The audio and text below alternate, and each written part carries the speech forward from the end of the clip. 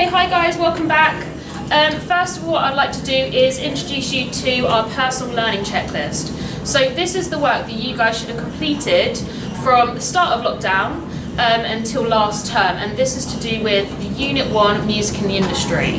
Now, this PLC is broken up into 4 tasks, and those tasks relate to the OneDrive and the work that's on that. So I'm just going to follow through and go through this information with you. So task 1 is about understanding different types of organisations that make up the music industry, and this is ultimately the work and the organisations that are in your workbook, okay? So your workbook that's on the OneDrive. Now what I've done is I've split these tasks up into a pass, merit and distinction category.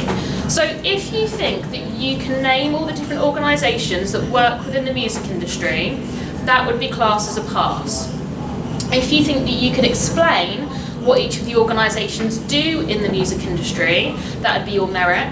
And then if you can discuss how all these organisations interrelate to one another within the music industry, that would be your distinction. Now the second task that I've asked you to do is to understand the job roles within the music industry.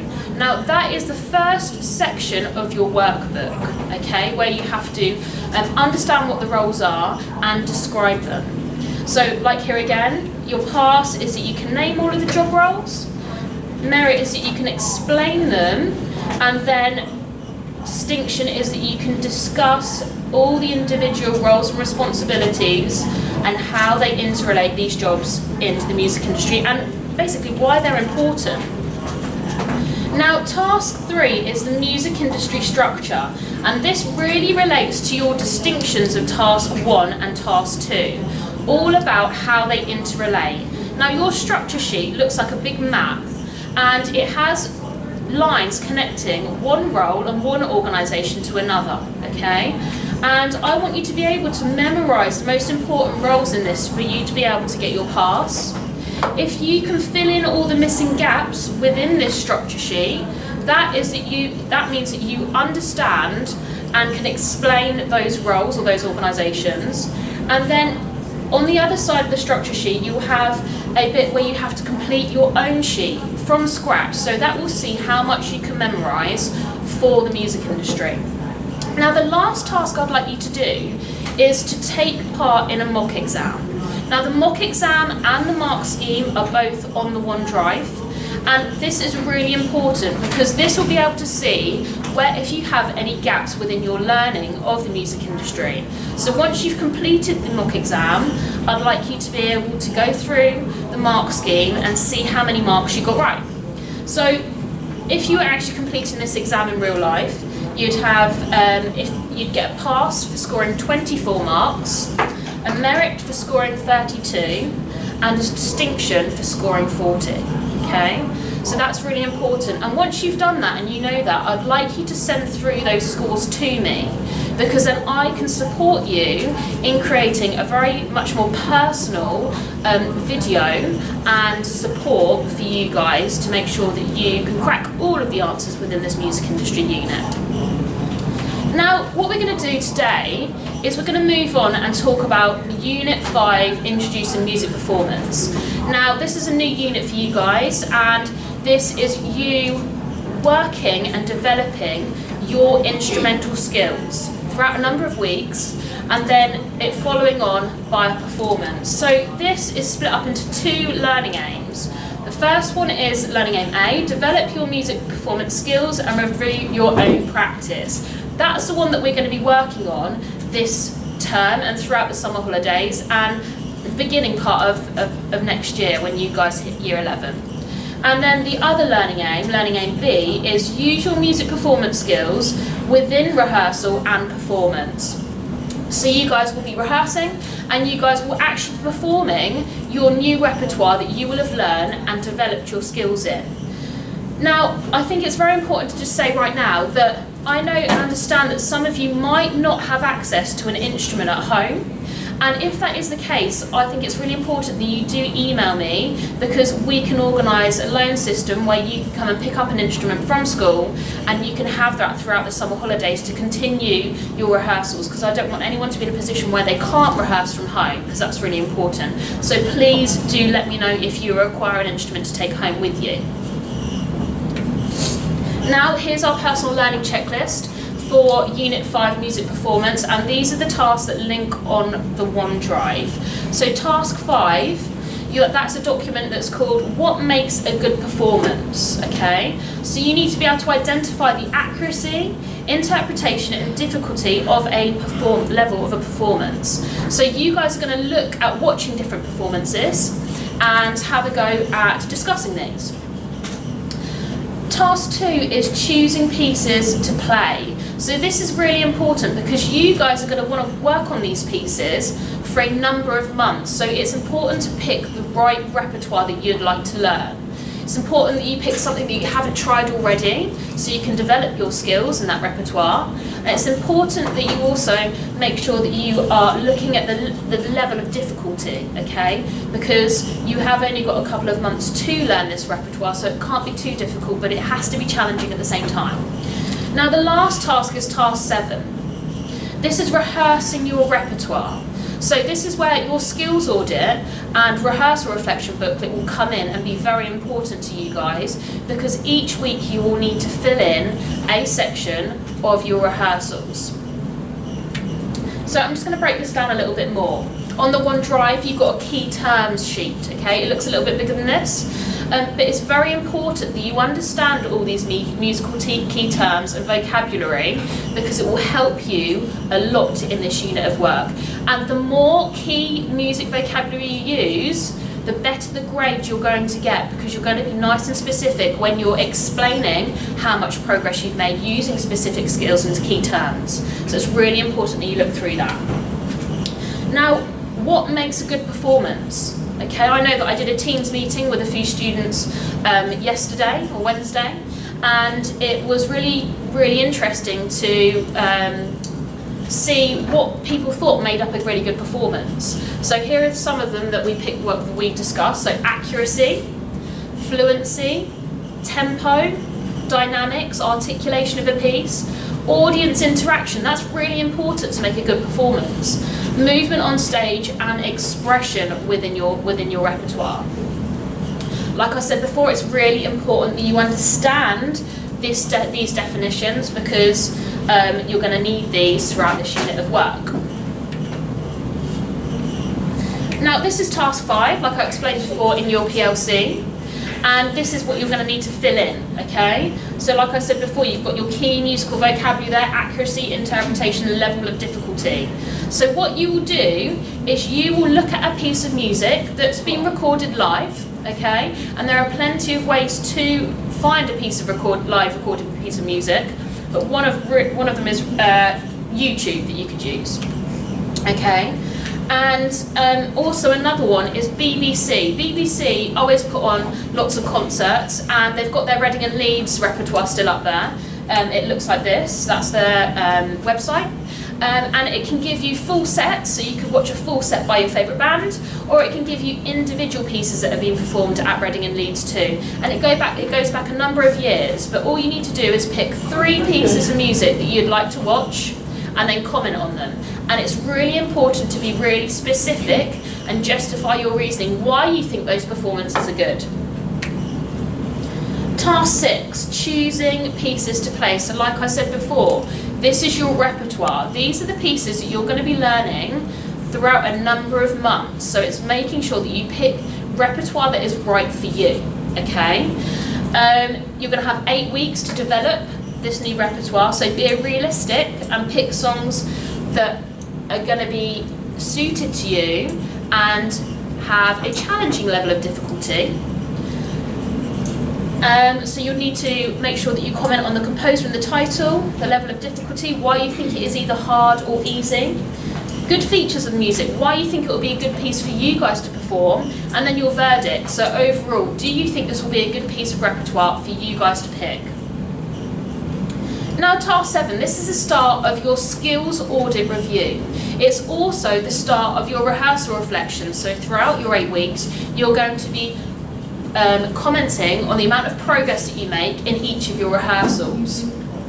So this front sheet talks about a skills audit, okay? So this is to review your current skills that you have at the moment. Okay, so you also have to make sure that it's numbered. Okay, so 1 represents that you're not very confident, and 4 represents that you are very confident in that skill currently. So you'll be looking at your current instrumental skills. So 1 to 2 would be classed as your weaknesses, and your top 4 weaknesses will then turn into your goals that you will then start working on throughout those 8 weeks. And your scores, if they're between the 3 and the 4, the top strengths will then become your strengths, and I'll show you how you then complete that sheet. What I've also added into the OneDrive is 4 different skill sheets related to your instrument. So these look at skills and also some techniques that you can then implement within your rehearsals. So please find the most relevant one to you and have a look at it and see what you can pick up from that. Task 7, still on task 7, looks at the strengths. So once you've filled in your skills audit, you're then going to work out what your strengths are. So they'll either be identified as a 3 or a 4 on your skills audit. And you have to pick your top 4, and these will be your strengths. Now, your example, when you're completing this, is a very important part of this document, and it is important to justify your reasonings, okay? So why? Why do you think that a certain skill is your strength? So I've done an example here for you. It says use of dynamics. I believe that one of my strengths when playing my clarinet is performing with expression and dynamics. When performing, I use dynamics to help create another dimension to my piece of music. An example of this, and this is where you go into sort of distinction criteria, is always when you can give an example. An example of this is when I performed my final music recital. I was able to demonstrate my skills and show off my use of dynamics and expression. Now we then move on to the weaknesses, which are your top 4 that you've either scored a 1 or a 2 on. And this is very important as well, that you're making sure that you put a really, really strong example in. So I've put down rhythm, and I've said I feel that one of my main weaknesses associated with my music skills are working on and performing difficult rhythmical melodies. I feel that this is the case whenever I learn a new piece of music, and it takes a long time to work out complicated rhythmic parts. Occasionally, when performing in front of an audience, certain rhythms can catch me out, and which affects my overall performance and confidence. So that's what you need to be writing for all 4 of your strengths and all 4 of your weaknesses, with a good, strong example. Now then, your weaknesses turn into your goals. So these are going to be your goals for 4 weeks. So these make up your short-term goals, and you will have around 2 to 3 weeks to work on these goals. So I've given a couple examples here. So because one of my weaknesses was rhythms, I've put down my short-term goal as this: performing difficult rhythms on a certain piece of music. That's my goal. You would obviously input the piece of music that you'd be working on. It says explain your goal in more detail. I hope to develop my skills when identifying and performing challenging rhythmical pieces. I will work on developing this skill for 3 weeks. I would like to perform, said piece, with fluency and accuracy, paying special attention to specific bars. So I've put down here 36 to 41. But it might not be bars that you're looking at, it might be a verse, or it might be a chorus that you need to work on, where there's a difficult rhythmical part. How will you achieve this goal? This is really important. Again, you're given an example as well. So I will achieve my goal by using the chunking method. This is where you break down particular sections of a melody line apart and focus on 1 or 2 bars at a time. I will slow down the tempo by a considerable amount and work on splitting the rhythms into smaller parts, which will make the rhythms easier to learn. Now I've said here, I will also help this by finding words or phrases that could fit with the rhythm that I'm going to play. And I have found that this is really helpful when playing rhythms and performing in front of an audience. So those are your goals, okay? The 4th goal is actually classed as a long-term goal, so you could be working on that for a long amount of time. You know, we might not be able to achieve a goal or to achieve a skill within 2 to 3 weeks, and it might take a longer time to master. So you might want to put that one as your long-term goal. This is what your weekly reflection will look like. And so I've tried to break it down for you so you can have some understanding of this. So obviously you have a day. You can leave that blank for now, or you can put the dates in that you want. Your weekly target, and that has a direct link to your goal, either to your short-term goal or a long-term goal, but a specific goal that you've been working on. Techniques you've been working on. This is where your instrumental techniques and skill sheet that's on the OneDrive may help you. Okay, but that's where you need to input that. Your overall goal, so you'll have a specific weekly goal that might be more in depth, and then you've got your overall goal, which will be your long-term or short-term goal. And then the tasks, so you need to break these down into and break down your rehearsal into smaller chunks, which might include the setup, warm-up, technical exercises that you might do, and then be focused on specific bars for that rehearsal. Now, what I've done is I've given you an example here on the next slide of what makes up this next part of your rehearsal reflection. Okay, so what makes up what progress you've made each week or this week, and what you still need to work on, and 3 points for development. It's really clear that then you move those points onto your next week of rehearsals. So this is how to be successful in your music work and to be successful in your reflections. This is a student's work. When completing this, and he actually achieved distinction. I want to show you why and how, okay?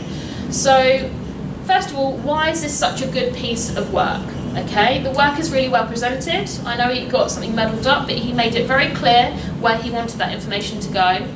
And it shows that he cares about his work. They expand on their work using connectives and justifying their reasoning, so why something has been good, or why they've made progress and how they've made progress. And the student has answered the questions that have been set and focused on those keywords in the questions. So if we just look at here where it says what progress has been made this week, the students have included specific techniques within their rehearsal. This links back to your skills and technique sheet, okay? So he's a guitarist, he talks about palm muting, and how palm muting has added to the overall feel of his piece, and how he's been able to effectively add different types of dynamics too. What does he still need to work on? This is where he's made his points very clear about his practical development and what he needs to do, okay? And then number 3, they have really reflected on how they can improve their next rehearsal. So I'll give you an example. He says here that he's learning different techniques to add originality, or to adjust something to the song, or to add more dynamics to a song. Okay, so he's been really, really specific with those points for development, and he will use that in the next week's rehearsals. Have you got any questions? Anything that you might want to ask me now that the people watching on YouTube might be wondering? No? So you're picking 2 or 3 pieces of repertoire. You'll then be using the skills from your skills audit and your goals to work on these particular pieces of repertoire, okay? So if you know that you need to work on projection as a singer, and you know that one of your pieces of repertoire has got a lot of projection in it, okay? And there's parts where it goes from a verse that's quite quiet and the dynamics increased to a chorus that's really loud, you might want to look at working on projection within that song, okay? And that's how we're linking our skills development to our new pieces of repertoire that we want to learn, all right? If any of you have any questions that you'd like to ask me about this work, then please email me. If you have any questions related to the music industry, then also email me, because in 2 weeks' time I'll be doing another video like this to go through the misconceptions of what people and any difficulties and weaknesses that you guys are having with your music industry work, and we'll go through that. Thank you for listening. Take care.